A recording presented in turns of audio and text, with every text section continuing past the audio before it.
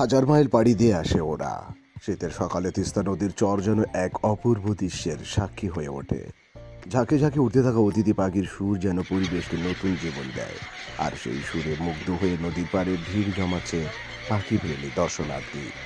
হাজার হাজার মাইল পাড়ি দিয়ে আসা এইসব পাখির বিচরণ তিস্তার বালুময় চর সাজিয়ে তোলে অনন্য সৌন্দর্যে, যেখানে পাখির উড়াউড়ি ছোটাছুটিতে মুগ্ধ হয় প্রতিটি চোখ। অতিথি পাখির আগমন তিস্তার চরের পরিবেশে অন্যরকম জাঁকজমক সৃষ্টি করেছে। আর সে দৃশ্য উপভোগ করতে নদী পাড়ে একত্র হচ্ছে নানা শ্রেণী পেশার মানুষ, যাদের জন্য এই সময়টা প্রকৃতির এক অনবদ্য উপহার। অতিথি পাখিতে মুগ্ধ যেন দর্শনার্থী। বন বিভাগ ও স্থানীয় সূত্রে জানা যায়, প্রতি বছর ডিসেম্বর থেকে ফেব্রুয়ারি পর্যন্ত অতিথি পাখির কলতানিয়ে মুখর হয়ে ওঠে তিস্তা।